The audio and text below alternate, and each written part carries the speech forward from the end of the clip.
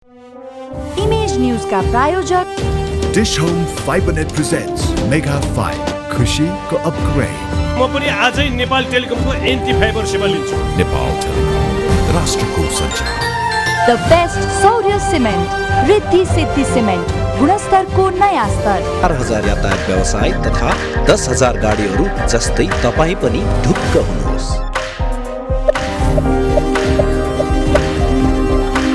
Jagadamba super sign तथा ग्याल्वा plus जस्ता पाता जीवन भरको भरोसा र नयाँ जमानाको ग्लो एन्ड लभली।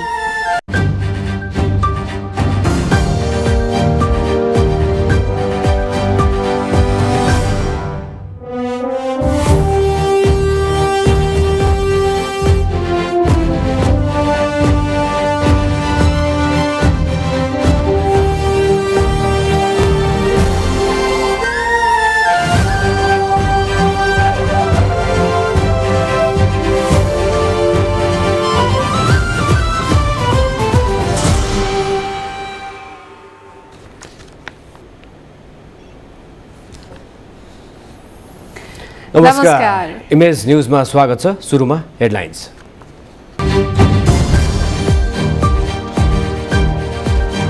लोकप्रिय उम्मेद्वार छनौट गर्न नसक्दा स्थानीय चुनावमा अपेक्षित परिणाम हात पार्न नसकिएको प्रचण्डको ठहर। ओलीले राजनीतिक बेइमानी गरेको टिप्पणी।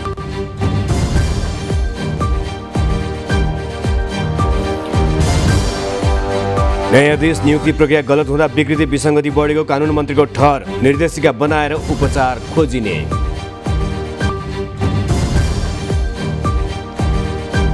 विभिन्न विमान कम्पनीका थोत्रा विमान व्यवस्थापन नहुँदा कबाडी खाना बन्यो पार्किङ। 17वटा जहाज वर्षौंदेखि अलपत्र अवस्थामा।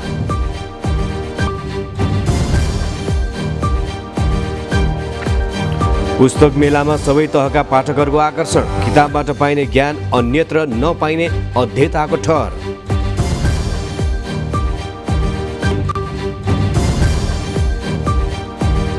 भूकम्पबाट क्षतविक्षत भएको अफगानिस्तानले माग्यो अन्तर्राष्ट्रिय सहयोग। स्रोतको अभावमा भूकम्पले पुरिएकाहरूको खोजीमा समेत समस्या।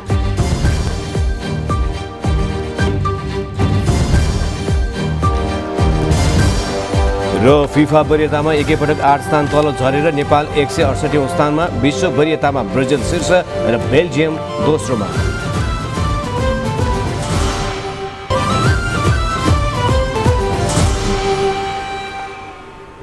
इमेज न्यूज अब विस्तारमा।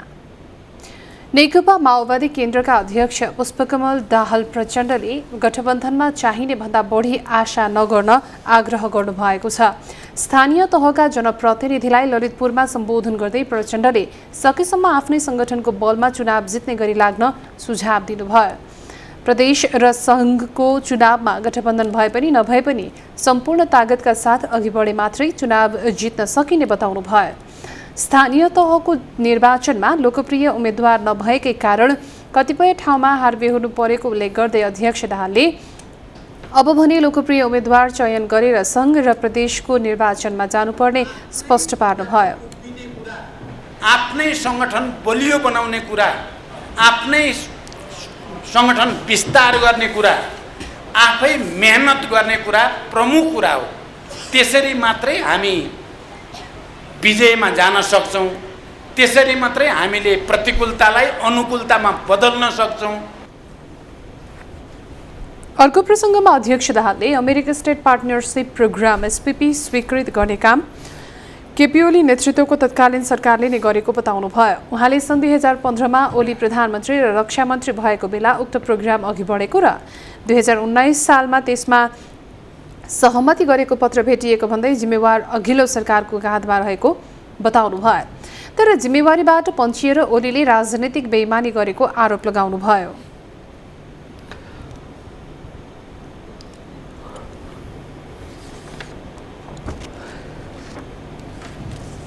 एसपीपी सम्झौता 2015मा केपी ओली प्रधानमन्त्री भएको बेलामा र केपी ओली नै रक्षा मन्त्री पनि भएको, प्रधानमन्त्री र रक्षा मन्त्री दुवै केपी ओली नै भएको बेलामा यो सम्झौताबारे एउटा सहमति, सैद्धान्तिक सहमति त्यति बेलै भएको र प्रवेश गरेको रहेछ भन्ने कुरा अब छ्याङ्गै भएको छ।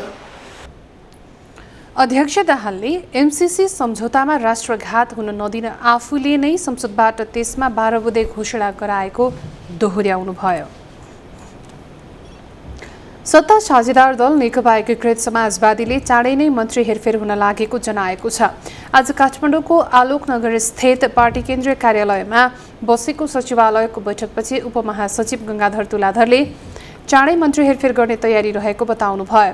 उहाँले मन्त्रीमा सिफारिस गरिएका नयाँ नाम हेरफेर नहुने बताउनुभयो। 6 महिनाभित्रै मन्त्री परिवर्तन सहमति अनुसार निर्णय गरिएको र निर्णय सबैले मान्नुपर्ने उहाँले उल्लेख गर्नुभयो। सचिवालयको 26औं बैठकले निर्णय गरेर स्थायी कमिटीको 12औं बैठकले अनुमोदन गरेको मन्त्री हेरफेर सम्बन्धी निर्णयमाथि पनि छलफल भएको छ।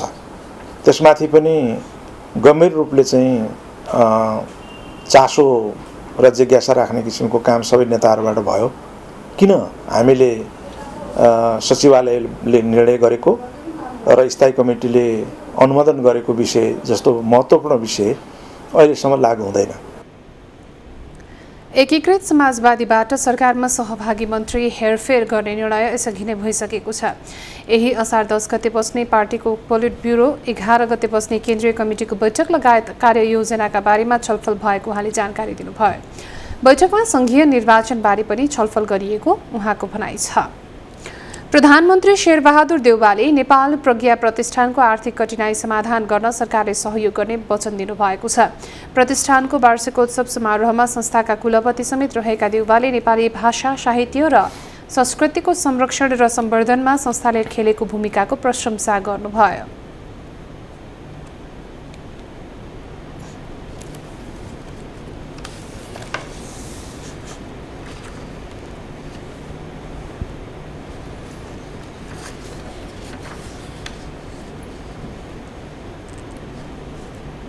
राष्ट्रिय अन्तर्राष्ट्रिय प्राज्ञिक संस्थाको रूपमा स्थापित गर्दै मुलुकको समग्र भाषा साहित्यको प्रवर्धन लागि खेल्दै आएको भूमिका प्रशंसनीय छ। आगामी दिनमा संस्थाको गतिविधिलाई अझ घनीभूत रूपमा अघि बढाउँदै नेपालको सबै समुदायको भाषा, साहित्य, संस्कृति, दर्शनको प्रबन्धन क्षेत्रमा यस प्रतिष्ठानले थप योगदान पुर्याउने जानेछ भन्ने विश्वास लिएको छु। संस्कृति, पर्यटन तथा नागरिक उड्डयन मन्त्री प्रेम बहादुर आलेले आगामी आर्थिक वर्षको लागि प्रज्ञा प्रतिष्ठानको बजेट घटाएर पठाएको प्रति प्रधानमन्त्रीको ध्यान आकर्षण गराउनुभयो। उहाँले प्राज्ञिक क्षेत्रमा प्रतिष्ठानले काम गरेको र थप कृति प्रकाशन गर्न बजेट आवश्यक रहेको बताउनुभयो। यसै प्रज्ञा प्रतिष्ठानले थुप्रै साहित्यिक कामहरू र रचनाहरू प्रकाशित गरिएको छ, तथापि बजेटको सिलिङमा अर्थ मन्त्रालयले घटाएर पठाएको छ। थप कृति र रचनाको प्रकाशनको निमित्त थप बजेट आवश्यक रहेको कुरा सम्माननीय प्रधानमन्त्रीज्यूलाई म जानकारी गराउन चाहन्छु। नेपाली कला, साहित्य र संस्कृतिको क्षेत्रमा थप रचनात्मक काम गर्न उहाँले प्रतिष्ठानका पदाधिकारीहरूसँग आग्रह गर्नुभयो। कानुन, न्याय तथा संसदीय मामिला मन्त्री गोविन्द प्रसाद कोइरालाले काठमाडौँका जिल्ला न्यायाधीश राजकुमार कोइरालाको घुस लेनदेन बारेको अडियोबारे छानबिन भइरहेको बताउनु भएको छ। मन्त्री कोइरालाले जिल्ला न्यायाधीश कोइराला र अधिवक्ता रुद्र पोखरेल बीच व्यवसायी इच्छाराज तामाङलाई धरौटीमा छुटाउन घुस लेनदेन बारे अडियो सार्वजनिक भएकाले त्यसको सत्य तथ्य पत्ता लगाउन छानबिन समिति गठन गरिएको स्पष्ट पार्नुभयो। आज संसद भवन परिसरमा सञ्चारकर्मीले राखेको जिज्ञासाको जवाब दिने क्रममा उहाँले न्यायालय सुधारका लागि सरकारले अभियान नै सञ्चालन गरेको दावी गर्नुभयो। न्यायाधीशको नियुक्ति नै गलत ढङ्गले हुने भएकाले न्यायालयमा विकृति र विसङ्गति बढ्दै गएको उल्लेख गर्दै मन्त्री कोइरालाले त्यसलाई हटाउन सरकारले निर्देशिका बनाउने कामलाई अघि बढाएको बताउनुभयो। तपाईको न्यायालयको आस्था गिर्दै गएका छ। जुन अडियो बाहिर सार्वजनिक भएको त्यसको सत्य तथ्यता हामी खोजबिन गर्दैछौँ। त्यो अब कति ठिक कति हो कति होइन त्यसको समिति नै गठन गरिसकेका छ हैन। त्यो घटनालाई पर राखेर हेर्ने हो भने पनि न्यायपालिकामा विकृति र विसङ्गति चाहिँ थियो, त्यसको विरुद्ध आन्दोलन पनि भयो र त्यसमा एउटा अभियान पनि चलिरहेछ। मन्त्री कोइरालाले न्यायालयभित्रको गिर्दो आस्थालाई जोगाउन सरकार लागि परेको बताउनुभयो।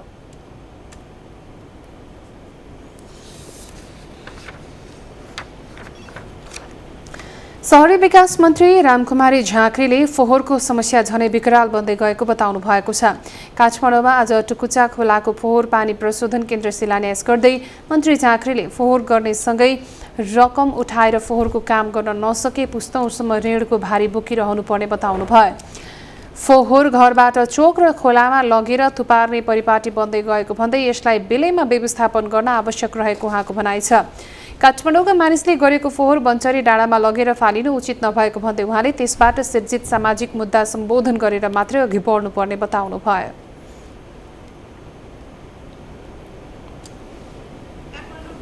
काठमाडौँमा बस्ने मान्छेहरूले फोहोर गर्छौँ।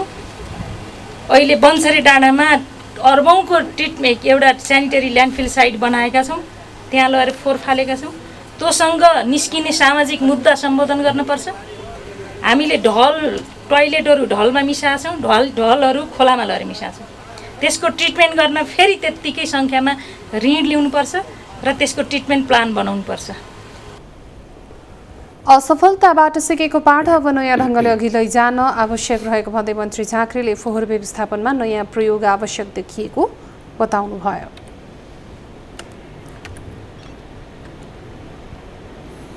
उद्योग वाणिज्य तथा आपूर्ति मन्त्री दिलेन्द्र प्रसाद बडुले पछिल्लो समय पेट्रोलियम पदार्थमा वृद्धि गरिएको मूल्य घटाउने सङ्केत गर्नुभएको छ। करका दरमा समायोजन गरेर भए पनि पेट्रोलियम पदार्थको मूल्य समायोजन गर्नुपर्ने विषय संसदमा उठेको र सरकारको ध्यानाकर्षण भएको उल्लेख गर्दै मन्त्री बडुले सरकार सोही अनुसार अघि बढ्न सक्ने बताउनुभयो। आज संसद भवन परिसरमा सञ्चारकर्मीसँग कुरा गर्दै उहाँले विद्युतको खपत बढाएर पनि यसको मूल्यलाई सहज बनाउन सकिने योजनामा सरकार रहेको बताउनुभयो।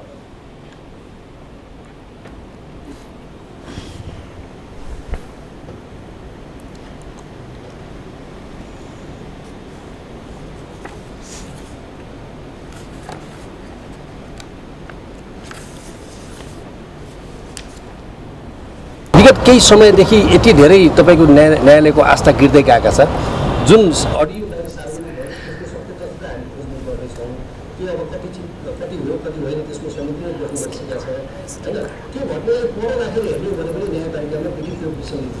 मन्त्री बडुले विद्युत खपत बढाएर पेट्रोलियम पदार्थको निर्भरता घटाउने कामलाई सरकारले प्राथमिकताका साथ अघि बढाएको दावी समेत गर्नुभयो। प्रतिनिधि सभाको आजको बैठकमा सांसदहरूले समसामयिक विषयमा ध्यान नपुगेको भन्दै सरकारको ध्यानाकर्षण गराएका छन्। उनीहरूले पेट्रोलियम पदार्थको मूल्य वृद्धिदेखि पाठ्यपुस्तकको अभावमा बालबालिकाको पढाइ प्रभावित भएका विषयमा सरकारको ध्यान नपुगेको बताएका हुन्। नेकपा एकीकृत समाजवादीकी सांसद समिना हुसैनले पेट्रोलियम पदार्थको मूल्य घटाउन सरकारको ध्यानाकर्षण गराउनुभयो। उहाँले पेट्रोलियम पदार्थको मूल्य वृद्धिका कारण श्रमिक र निम्न आय भएकाहरूले चुलो बाल्न नसक्ने अवस्था भएको बताउनुभयो।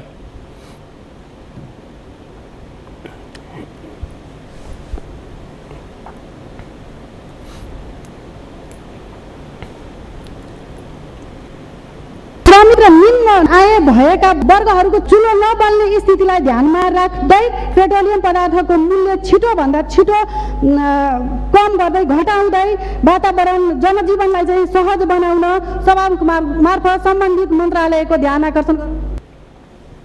नेकपा एकीकृत समाजवादीकी सांसद लक्ष्मी कुमारी चौधरीले पेट्रोलियम पदार्थको मूल्य वृद्धि गर्ने सरकारको निर्णय फिर्ता हुनुपर्ने बताउनुभयो। उहाँले नागरिकता विधेयक र संघीय निजामती ऐन छिटो ल्याउन पनि सरकारको ध्यानाकर्षण गराउनुभयो।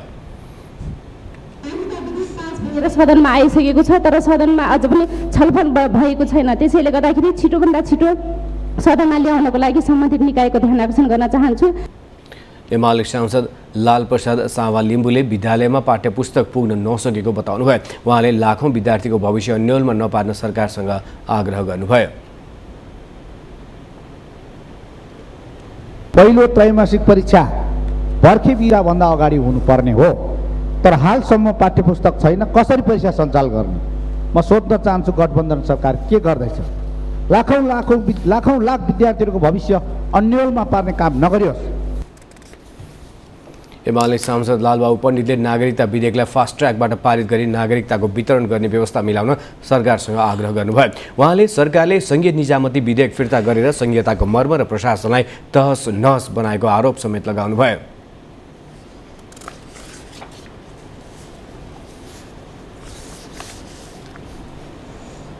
संघीय निजामती सेवा ऐन जुन राज्य व्यवस्था तथा सुशासन समितिबाट पारित भएको त्यो ऐनलाई छिटो संसदमा ल्याई पारित गर्नेतर्फ सरकारको ध्यान आकर्षण गर्न चाहन्छु। यस्तै एमाले सांसद विमला विश्वकर्माले स्टाफ नर्स र अनमी कोर्स पढेका विद्यार्थीहरूलाई एउटै दर्जामा राखी सेवा सुविधा दिने गरी नीतिगत व्यवस्था मिलाउन सरकारसँग कामको प्रकृति एउटै भए पनि कार्यक्षेत्रमा गरिने व्यवहार प्राप्त गर्ने सेवा सुविधा भने पुरै विभेद रहेको छ। तसर्थ सेवा अवधि भित्रैबाट आन्तरिक वृत्ति विकास गरी स्टाफ नर्स सरह बन्ने र देश वा विदेशमा काम गर्न जाँदा एउटै दर्जामा राखी मर्यादित काम र मर्यादित सेवा सुविधा प्राप्त गर्ने गरी स्वास्थ्य मन्त्रालयले नीतिगत व्यवस्था मिलाइदियो।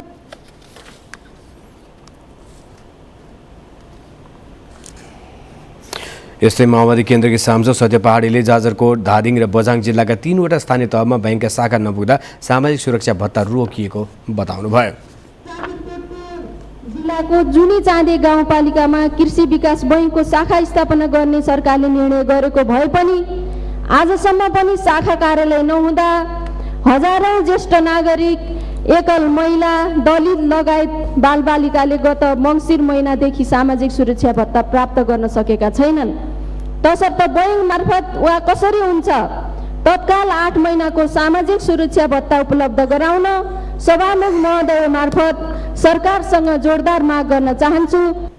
यस्तै कांग्रेस सांसद सञ्जय कुमार गौतमले टिकापुर घटना विशेष प्रकृतिको राजनीतिक घटना भएको उल्लेख गर्दै सो घटनामा माथि लगाइएको मुद्दा फिर्ता गर्न सरकारसँग माग गर्नुभयो।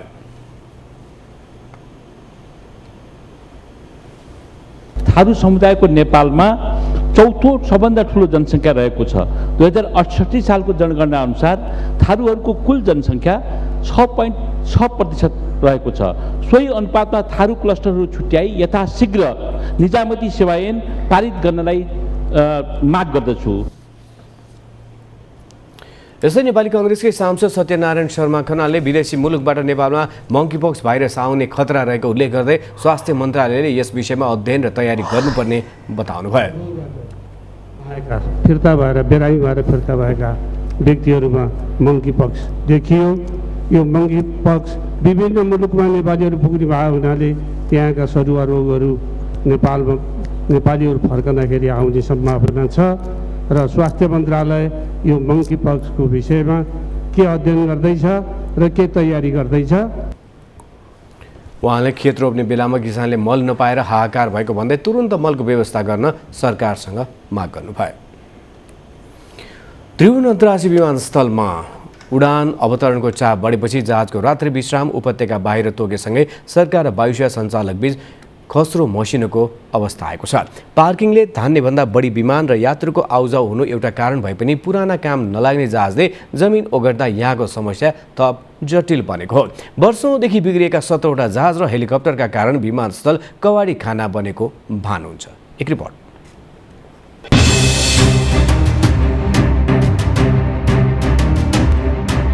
साँगुरो विमानस्थल थप जोखिमपूर्ण बनाउन पुराना विमान कारण बनेका छन्। यहाँ रहेका केही विमान मर्मत गरेर सञ्चालनमा ल्याउन मिल्ने अवस्थामा छन् भने कुनै पार्ट पुर्जा निकालेर कवाडीमा बिक्री भइसकेका छन्। फोहोरका रूपमा रहेको विमान र हेलिकप्टर यहाँबाट व्यवस्थापन गर्न कसैको चासो देखिँदैन। कति कम्पनी त अहिले अस्तित्वमै छैनन्, तर ती कम्पनीका विमान भने अस्ति पञ्जर झैं उभिएका छन्। विमानस्थललाई कवाडी बनाउन सरकारी स्वामित्वको नेपाल वायु सेवा निगमदेखि निजी क्षेत्रको वायु सेवा कम्पनीका विमानको भूमिका देखिन्छ।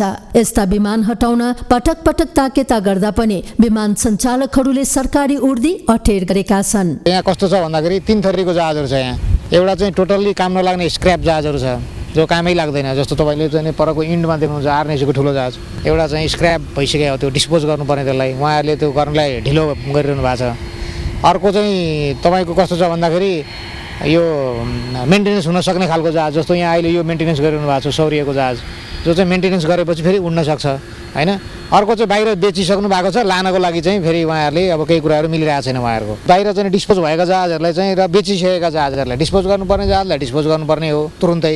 होइन र बेचिसकेको जहाजलाई बाहिर पठाउनु पर्ने हो उहाँहरूले प्रक्रिया पुऱ्याएर कि र मेन्टेनेन्स गर्ने जहाजहरू छ भने मेन्टेनेन्स चाँडै गर्नुपर्ने हो। यो चाहिँ उहाँहरूले अलिकति ढिलाइ गर्नुभएको छ। अब यसलाई फेरि हामी चाहिँ ताकेता गरेर फेरि मिटिङ बोलाएर उहाँहरूलाई चाहिँ अलिक कडै कडाउने गर्छौँ। अब हामी यसमा चाहिँ हामी अगाडि बढ्छौँ। त्रिभुवन अन्तर्राष्ट्रिय विमानस्थल जहाँबाट दैनिक 30 देखि 40,000 यात्रु आवत जावत गर्छन्। अन्तर्राष्ट्रिय तर्फ दैनिक 65 र आन्तरिक तर्फ दैनिक 270 उडान र अवतरण हुने गरेको छ। यत्रो दबाव धान्नुपर्ने विमानस्थलको ट्राफिक समस्या टटकारो देखिरहँदा विमानस्थलको पूर्वमा रहेको आइसोलेसन पार्किङमा हाल बिग्रिएका 17वटा विमान अलपत्र अवस्थामा थन्किएर बसेका छन्। एकातिर विमान पार्किङको लागि ठाउँ नभएकै कारण देखाएर अन्यत्र रात्रि विश्रामको निर्णय गर्नु, अर्कोतिर विमानस्थलको मुख्य पार्किङ स्थललाई बिग्रेको विमानको कवाडी खाना बनाउनु कहाँसम्म न्यायसङ्गत हो? यसतर्फ सरोकारवालाहरूको ध्यान जानु जरुरी छ। इमेज न्यूजका लागि सहकर्मी भरत केसीका साथमा ग्रीष्मा राज भण्डारी। सामाजिक सञ्जालमा बढ्दो रुचिका कारण पुस्तकका पाठकहरूको संख्या घट्दै गएको आकलन गरिन्छ। तर काठमाडौँमा हुने पुस्तक प्रदर्शनीमा पाठकहरूको बाक्लो उपस्थितिले त्यो मान्यतालाई चुनौती दिन्छ। आफ्नो देश, कला, संस्कृति बुझ्न पुस्तक पठन पाठनको विकल्प नभएको स्रष्टाहरू बताउँछन्। एक रिपोर्ट।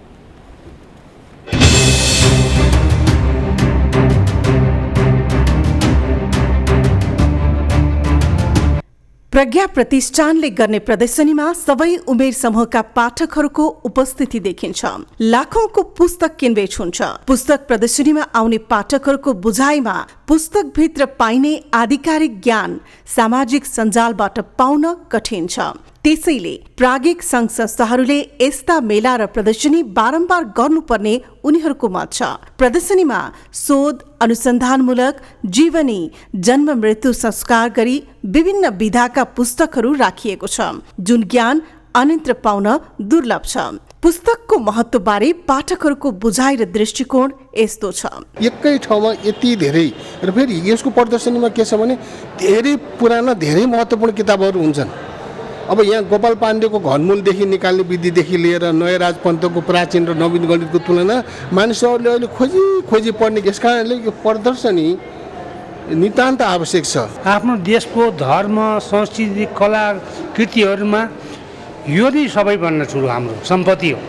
अनि यसको चाहिँ पुरा सम्वर्धन गर्नुपर्छ, यहाँ गर्नुपर्छ। कारण यो एकदमै अत्यन्त जरुरी छ। पुस्तक प्रदर्शनीहरू त हुनु एकदमै वाञ्छनीय कुरा हो नि, किनभने विश्व बजारमा के कस्ता कृतिहरू निस्किरहेछन्, तिनीहरूको साहित्यिक मूल्यवत्ता के छ, त्यसको जानकारीको निम्ति पनि यस्तो कृति प्रदर्शन त भइराख्नु राम्रो कुरा हो। विद्यार्थी, स्रष्टा, अन्वेषकदेखि स्वयं लेखकहरू किताब किन्न आउने गरेका छन्। उनीहरू दुर्लभ कृति खोज्छन् जुन अरूतिर पाउन असम्भव छ।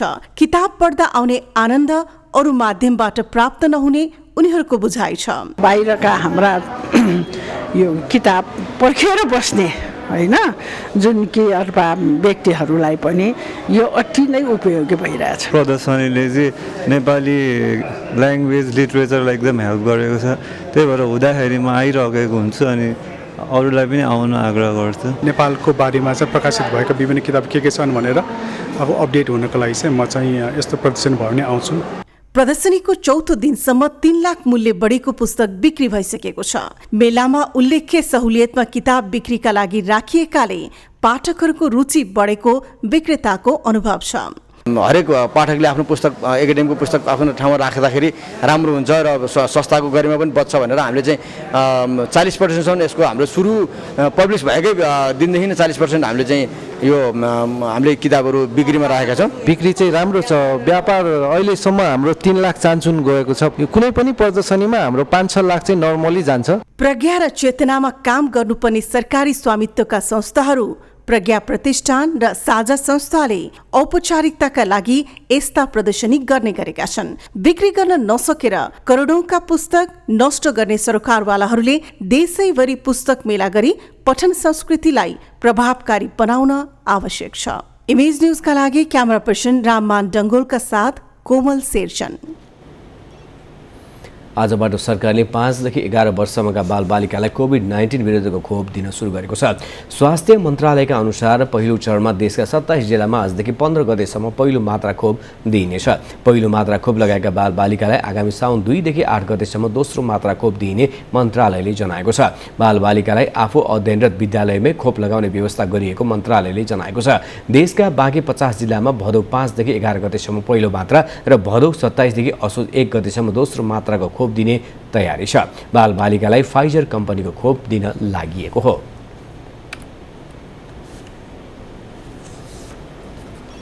इमेज न्यूजमा अब एकैछिन ब्रेक अघि बाँकी हेडलाइन्स।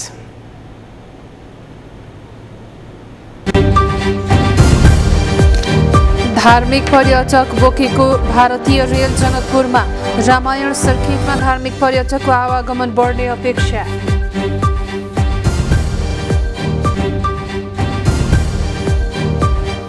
वास्तविक किसानले राहत नपाएपछि कृषिमा अनुदान हटाएर प्रोत्साहनको नीति लिएको अर्थमन्त्रीको दाबी। खाद्य सुरक्षामा ध्यान दिन विश्व बैंकका प्रबन्ध निर्देशकको सुझाव। र शेयर बजारमा आज पनि भेरी ट्रेन्ड हावी। नेप्से 45 अङ्कले झरेर 1848 मा आइपुग्दा 1.5 अर्बको कारोबार।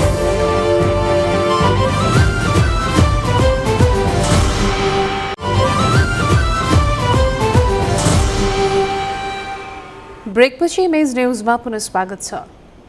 करिब 500 धार्मिक पर्यटक बोकेर भारतको रामायण सर्किट रेल आज अपराह्न जनकपुर धाम आइपुगेको छ। जनकपुर स्थित रेलवे प्लेटफर्ममा मध्य प्रदेशका मुख्यमन्त्री लालबाबु राउतले भारतीय पर्यटकलाई स्वागत गर्नुभयो। पर्यटकलाई स्वागत गर्दै मुख्यमन्त्री राउतले मध्य प्रदेशका राजधानी जनकपुर धाम आइपुगेको रामायण सर्किट भारत गौरव पर्यटक यात्राले नेपाल भारत बीच सम्बन्धमा नयाँ आयाम थप भएको र यसले जनकपुरको विकासमा ठूलो टेवा पुग्ने बताउनुभयो। मित्र भारतबाट एउटा ठुलो सङ्ख्यामा 600 जति पर्यटकहरू अहिले आइराख्नु भएको छ। यो जुन सदियौँदेखि हामीले सोचेका यो कमसेकम रामायण सर्किटमा यो जनकपुर लगायतका यो भारतका केही भूभागलाई जोड्ने गरी र दुवै देशका पर्यटनका जुन सम्भावना छ यसलाई वृद्धि गर्नको लागि यो अति नै हाम्रो लागि महत्त्वपूर्ण दिन छ। धार्मिक पर्यटक बोकेर भारतबाट सिधै जनकपुर आइपुगेको यो पहिलो रेल हो। रामायण सर्किटमा सञ्चालन हुने भारत गौरव टुरिस्ट रेल अयोध्या, बनारस, प्रयागराज, सीतामढी हुँदै नेपाल भारत सिमाना जयनगरबाट जनकपुर आइपुगेको हो। जयनगरबाट रेल नेपाल प्रवेश गरे लगत्तै ठाउँ ठाउँमा फूलमालाले स्वागत गरिएको थियो।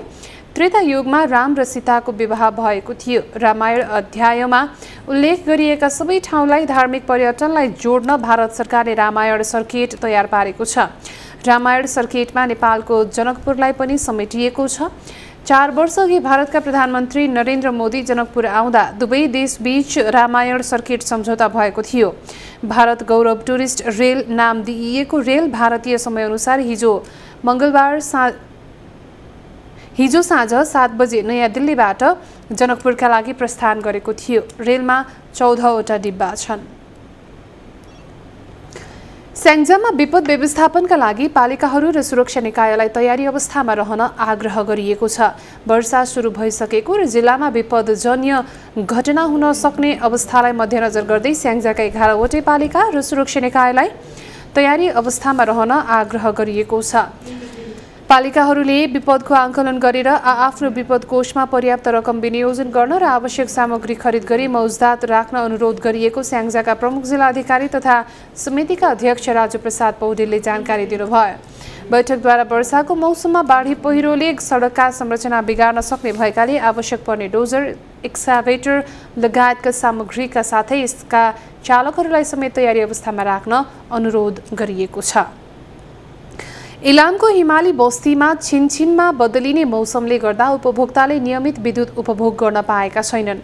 करोडौं रुपैयाँ खर्च गरेर विद्युत विस्तार गरिए पनि वर्षातमा हावाहुण्डरीले विद्युतीय पोल र तारमा गर्ने क्षतिसँगै बाक्लो हिउँ जम्ने भएपछि उपभोक्ताले नियमित विद्युत उपभोग गर्न नपाएका हुन्। एक रिपोर्ट।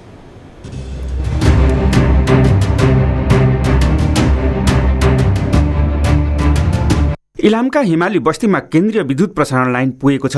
राज्यको करोडौँ रकम खर्च गरेर पुगेको विद्युत नियमित रूपमा उपभोग गर्न भने हिमालवासीले पाएका छैनन्।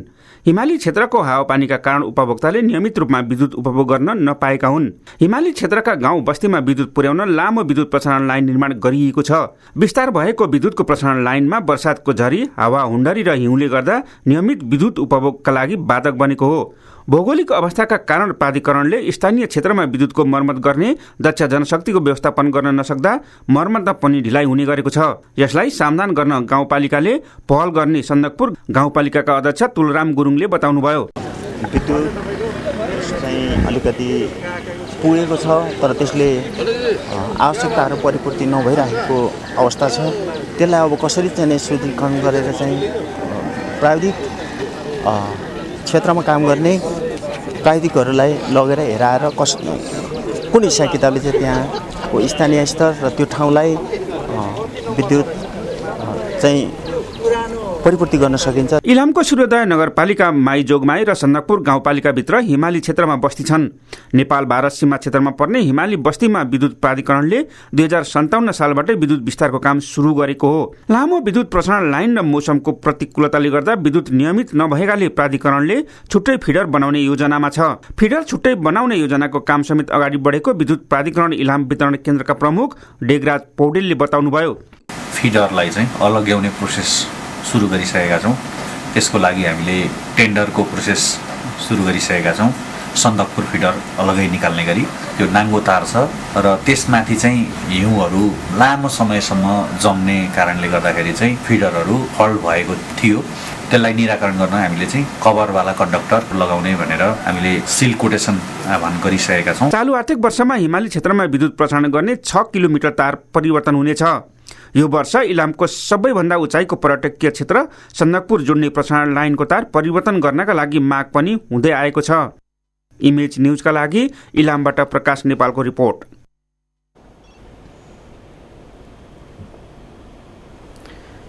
भरतपुर प्रादेशिक अस्पताललाई 2 थान इलेक्ट्रोलाइट एनालाइजर उपकरण उपलब्ध गराइएको छ। विभिन्न रोगका बिरामीको रक्त अवस्था पत्ता लगाउन उक्त उपकरण प्रयोग हुन्छ। अस्ट्रेलियामा रहेको नेपालीहरूको संस्था अमेजिङ प्यारेन्ट्सले उपलब्ध गराएको ती उपकरण काठमाडौँ स्थित ईश्वर मन्दिर मार्फत हस्तान्तरण गरिएको हो। उपकरण हस्तान्तरण कार्यक्रममा पूर्व अर्थमन्त्री तथा संस्थापक संरक्षक शङ्कर प्रसाद कोइरालाले विपन्न वर्गको उपचारमा यसले महत्त्वपूर्ण भूमिका निर्वाह गर्ने विश्वास व्यक्त गर्नुभयो।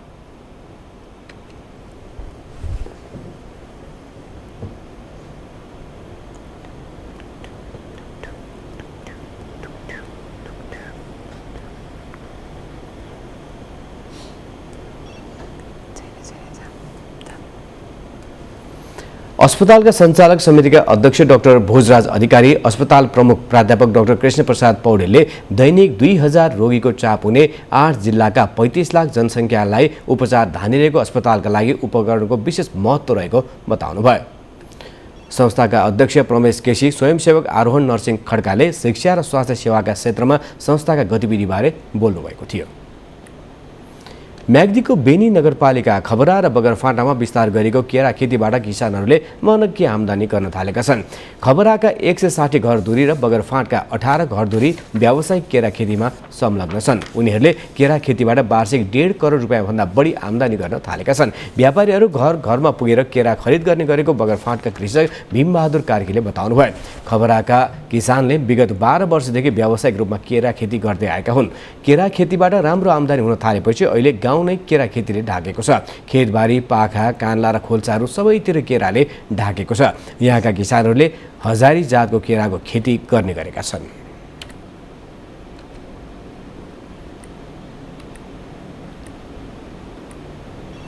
अब बिजनेस न्यूज। बिजनेस न्यूज का प्रायोजक मेरो देश मेरो जगदम्बा सिमेन्ट। सर्वोत्तम सिमेन्ट, सर्वोत्तम मजबूती। अर्थमन्त्री जनार्दन शर्माले वास्तविक किसानले राहत नपाएपछि अनुदान हटाएर प्रोत्साहनको नीति लिएको बताउनु भएको छ। विश्व ब्याङ्कको प्रबन्ध निर्देशक मारी अल्का पास्तेन्जु सहितको प्रतिनिधिमण्डलसँग आज भएको छलफलमा मन्त्री शर्माले यस्तो दावी गर्नुभएको हो।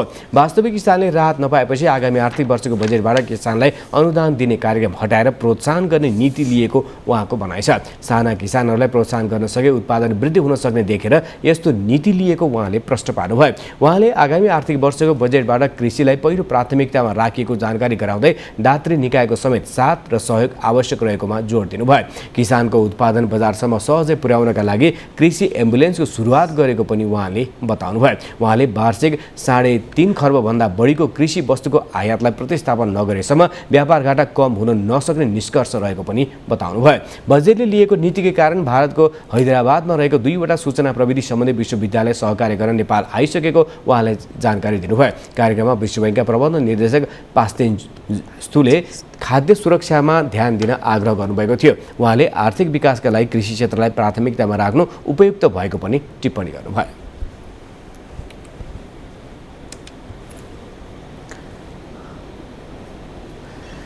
उद्योग वाणिज्य तथा आपूर्ति मन्त्री दिलेन्द्र प्रसाद बडुले नेपाली उत्पादित वस्तुलाई ई-कमर्सको माध्यमबाट अन्तर्राष्ट्रिय बजारमा पुर्याउने लक्ष्य रहेको बताउनु भएको छ। नेपाल घरेलु तथा साना उद्योग महासङ्घले नेपाली उत्पादनको बजारीकरणका लागि भर्चुअल अनलाइन शुभारम्भ कार्यक्रममा उद्योग मन्त्री बडुले राष्ट्रिय उत्पादनलाई गुणस्तरीय बनाएर अन्तर्राष्ट्रिय बजारमा बजारीकरण गर्ने अभियानमा साना तथा मझौला उद्योगको महत्त्वपूर्ण भूमिका रहने विश्वास व्यक्त गर्नुभयो। ठूला घरेलु तथा मझौला उद्योगलाई सरकारले वस्तु तथा सेवाको खरिद र बजारीकरणमा जोड्न चाहेको उहाँको भनाइ छ। त्यसकारण यो सम्बन्धलाई जोड्ने भनेकै एक्लो छैन।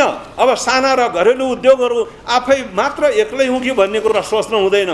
सरकार साथमा छ, निजी क्षेत्र साथमा छ, ठुला उद्योग र मझौला उद्योगहरू तपाईँहरूको सहकार्यमा सरकार जोड्न चाहन्छ। नेपाल उद्योग वाणिज्य महासङ्घका अध्यक्ष शेखर गोल्छाले मुलुक अहिले ठूलो आर्थिक सङ्कटमा गुज्रिरहेको बताउनुभयो। गोल्छाले अर्थतन्त्रको ऐनाको रूपमा रहेको शेयर बजार गम्भीर स्थितिमा पुगेको भन्दै 50 लाख शेयर लगानीकर्ता जोखिमको घडीमा पुगेको दावी गर्नुभयो। अध्यक्ष गोल्छाले विदेशबाट आयात गरेर मात्रै अर्थतन्त्र चलाएकाले तरलता अभाव भएर 1 वर्षमा 100% ब्याङ्कको ब्याज बढेको गुनासो गर्नुभयो। शेयर मार्केट पनि हेर्ने हो भने एउटा ठुलो गम्भीर स्थितिमा रहेको छ। 50 लाख डिम्याट अकाउन्ट होल्डर्सहरू आज एउटा ठुलो सङ्कटको घडीबाट गुज्रिरहेका छन्। त्यस्तै गरेर मूल्य वृद्धि हाम्रा बाह्य कारणले पनि होला, मूल्य वृद्धि एकदमै बढेर गएको छ। नेपाल चेम्बर अफ कमर्सका अध्यक्ष राजेन्द्र मल्लले सरकारको दोहोरो अङ्कमा आर्थिक वृद्धि गर्ने लक्ष्य ब्याङ्कको ब्याज दर एकल अङ्कमा नभएसम्म सम्भव नभएको बताउनुभयो। सरकारको ढोको छ कि चाहिँ यो डबल डिजिटको आर्थिक वृद्धि गर्ने भन्ने एउटा चाहिँ जनताको पनि सरकारको पनि छ। तर जबसम्म यो ब्याङ्क ब्याजको दर डबल डिजिट हुन्छ हाम्रो डबल डिजिटको ग्रोथ हुन सक्दैन। डबल डिजिटको ग्रोथ आर्थिक वृद्धिको लागि सिङ्गल डिजिटको चाहिँ ब्याज दरमा झार्नुपर्छ भन्ने कुरा म राख्न चाहन्छु।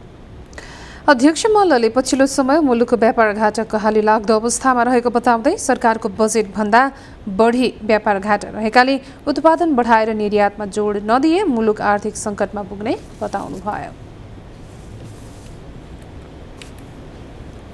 शेयर बजार ओह्रालो लाग्ने क्रम आज पनि थामिएन। निरन्तर बियर स्ट्यान्डमा रहँदै आएको शेयर बजारमा मङ्गलबार दोहोरो अङ्कको वृद्धिले बजारमा सुधारको अपेक्षा गरिएको थियो, तर वृद्धि एक दिन पनि टिक्न सकेन। हिजोदेखि बजार पुनः दोहोरो अङ्कले ओह्रालो लाग्न थालेको हो। उतार चढावबीच आज पनि बजार परिसूचक नेप्से 45 अङ्कले झरेर 1848 अङ्कमा आएर थामियो। सबै समूह रातामै रहँदा निर्जीवन बिमा समूहमा सबैभन्दा उच्च 218 अङ्कको गिरावट आयो। जीवन बिमा समूह पनि 150 अङ्क बराबरले झर्यो। विकास ब्याङ्क र लघुवित्त समूह पनि 100 अङ्क बढीले घटे। अरू पनि अधिकांश समूह दोहोरो अङ्कले ओर्लिए। घटेको बजारमा पनि आँधीखोला लघुवित्त र सिवाइसिक लघुवित्तको शेयर मूल्यमा भने सकारात्मक सर्किट लाग्यो। आजको कारोबारमा शिवश्री हाइड्रो पावर, लिबर्टी इनर्जीका लगानीकर्ताले सबैभन्दा धेरै गुमाएका छन्। यस्तै नेपाल स्टक एक्सचेन्जमा 237 कम्पनीको 50 लाख हित शेयर 1 अर्ब 49 करोडमा किनबेच भएको एक्सचेन्जले जनाएको छ। आज कारोबारमा आएका मध्ये 178 कम्पनीको शेयर मूल्य घट्दा जम्मा 15 कम्पनीको बढेको पनि नेप्सेले जनाएको छ।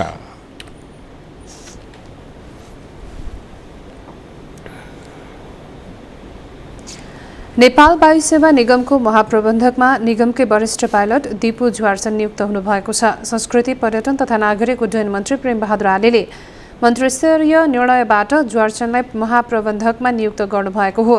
निगमका कार्यकारी अध्यक्ष युवराज अधिकारी निलम्बनमा परेपछि रिक्त रहेको निगमको कार्यकारी प्रमुखको जिम्मेवारी अब ज्वार्सनले सम्हाल्ने मन्त्रालयले जनाएको छ। निगमको सञ्चालन निर्देशक रहेका ज्वार्सनले वरिष्ठ पाइलटको हैसियतमा न्यूनतम उडान गर्ने गरी जिम्मेवारी पाएको बताइएको छ। सरकारले निगमका प्रबन्ध निर्देशक डिमप्रसाद पौडेललाई निष्कासन गरिसकेको छ भने कार्यकारी अध्यक्ष अधिकारी छानबिन समिति बनेसँगै निलम्बनमा पर्नु भएको हो।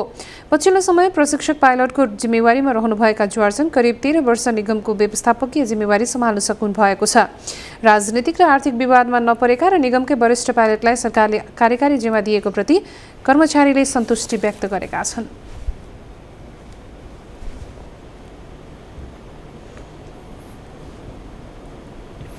टिभीएस बजेको नयाँ बाइक नेपाली बजारमा भित्रिएको छ। टिभीएसको उत्पादनका लागि आधिकारिक विक्रेता जगदम्बा मोटर्सले आज एक कार्यक्रम गरी नयाँ टिभीएस अपाचे RTR 164B सार्वजनिक गरेको हो। यो बाइकमा यस वर्गमै पहिलो दाबी गरेको रेन, अर्बन र स्पोर्ट गरी 3 फरक राइड मोडको सुविधा रहेको छ। यसले सवारहरूलाई सहरी सडक, पानी परेको अवस्था वा हाइवे जस्ता कुनै पनि सवारी परिस्थिति अनुकूल बनाउन सजिलो हुने कम्पनीले जनाएको छ। रेस ट्युन्ड फ्युल इन्जेक्सन प्रविधियुक्त इन्जिनका कारण यो बाइक उच्च पावर डेलिभरी र उत्सर्जन नियन्त्रणका साथै इन्धन किफायती समेत रहेको कम्पनीको दाबी छ।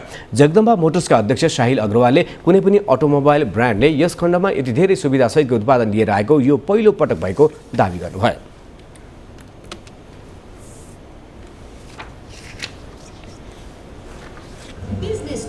प्रायोजक मेरो देश मेरो जगदम्बा सिमेन्ट। सर्वोत्तम सिमेन्ट, सर्वोत्तम मजबुती।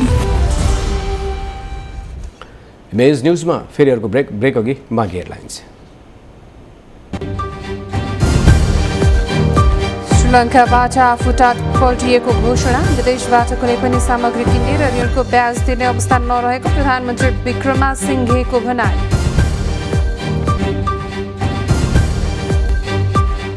र फिफा वरियतामा एकैपटक 8 स्थान तल झरेर नेपाल 176औं स्थानमा, विश्व वरियतामा ब्राजिल शीर्ष र बेल्जियम दोस्रो।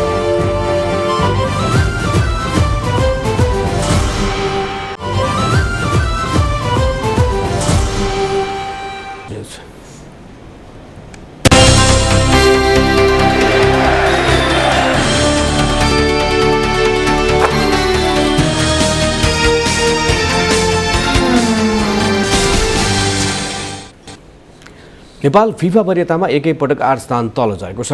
विश्व फुटबलको सर्वोच्च निकाय फिफाले आज सार्वजनिक गरेको पछिल्लो वरियतामा नेपाल 8 स्थान तल झर्दै 176औं स्थानमा पुगेको हो। यसअघि मार्चमा जारी भएको वरियतामा नेपाल 168औं स्थानमा थियो।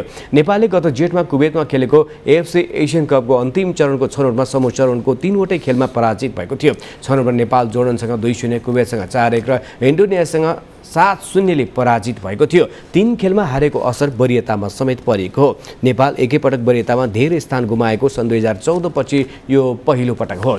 त्यस वर्ष सेप्टेम्बरमा नेपाल एकैपटक 17 स्थान तल झरेको थियो। यस वर्ष भने फेब्रुअरीमा 167औं स्थानमा रहेको नेपाल मार्चमा 1 स्थान तल झरेको थियो।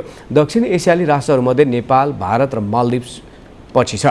भारत 104औं र मालदिप्स 156औं स्थानमा छ। नेपालभन्दा पछि रहेका भुटान 186औं, बङ्गलादेश 192औं, पाकिस्तान 196औं र श्रीलङ्का 207औं स्थानमा छन्। विश्व वरियतामा ब्राजिल शीर्ष र बेल्जियम दोस्रो स्थानमा यथावत रहँदा अर्जेन्टिना तेस्रो स्थानमा उक्लेको छ। फ्रान्स चौथो स्थानमा झर्दा इङ्ल्यान्ड 5औं स्थानमा यथावत छ। यसैगरी स्पेन 6औं, इटली 7औं, नेदरल्यान्ड्स 8औं, पोर्चुगल 9औं र डेनमार्क 10औं स्थानमा छन्। एसियाली राष्ट्रहरूमा अघि रहेका इरान 23औं र जापान 24औं स्थानमा छन्।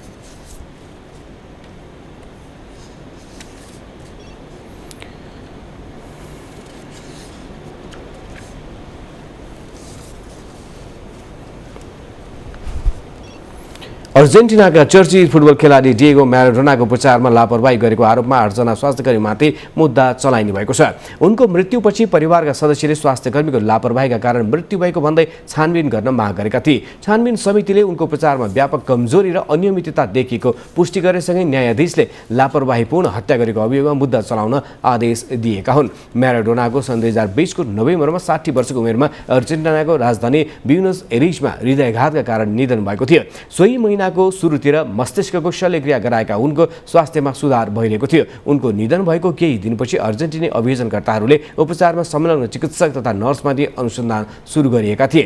गत वर्ष 20 जना विज्ञ सम्मिलित एउटा प्यानलले म्याराडोनाको उपचारमा संलग्न चिकित्सकहरूको टोलीले अनुपयुक्त, अपर्याप्त र गैर जिम्मेदार ढङ्गले काम गरेको पुष्टि गरेको थियो। अभियोग पुष्टि भएमा प्रत्येकले 8 देखि 25 वर्षको जेल सजाय भोग्नुपर्ने बताइएको छ।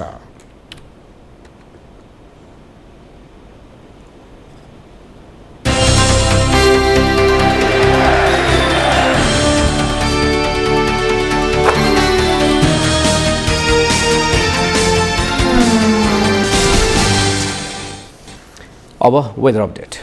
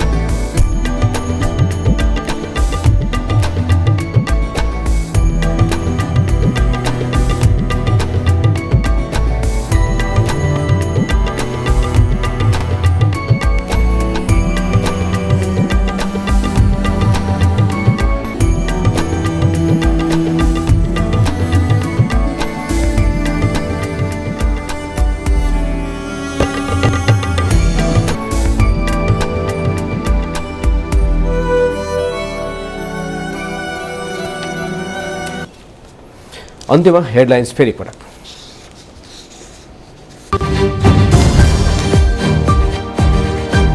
लोकप्रिय उम्मेद्वार छनौट गर्न नसक्दा स्थानीय चुनावमा अपेक्षित परिणाम हात पार्न नसकिएको प्रचण्डको ठहर। ओलीले राजनैतिक बेइमानी गरेको टिप्पणी।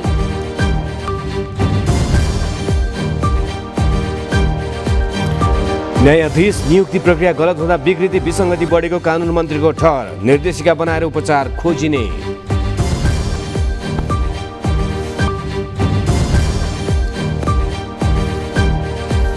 विभिन्न विमान कम्पनीका थोत्रा विमान व्यवस्थापन नहुँदा कवाडी खाना बन्यो पार्किङ।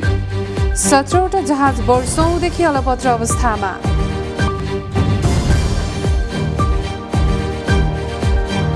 पुस्तक मेलामा सबै तहका पाठकहरूको आकर्षण। किताबबाट पाइने ज्ञान अन्यत्र नपाइने अध्येताको ठहर।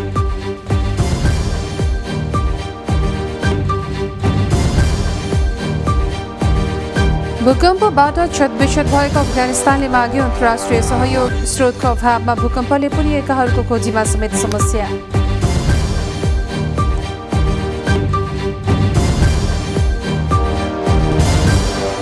फिफा वरियतामा नेपालको स्तर खस्कियो।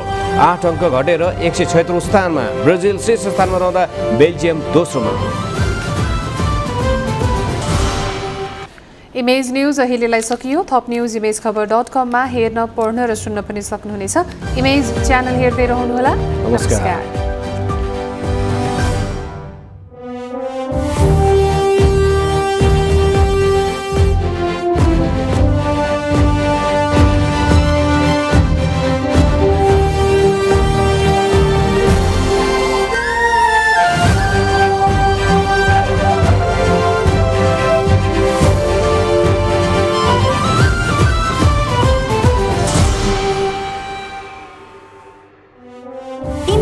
का प्रायोजक dish home Fibernet presents mega 5 खुसीको अपग्रेड। म पनि आजै नेपाल टेलिकमको एन्टी फाइबर सेवा लिन्छु। नेपाल टेलिकम राष्ट्रको सञ्चार। द बेस्ट सौर्य सिमेन्ट, रिद्धि सिद्धि सिमेन्ट, गुणस्तरको नयाँ स्तर। 4000 यातायात व्यवसाय तथा 10,000 गाडीहरू जस्तै तपाईँ पनि ढुक्क हुनुहोस्।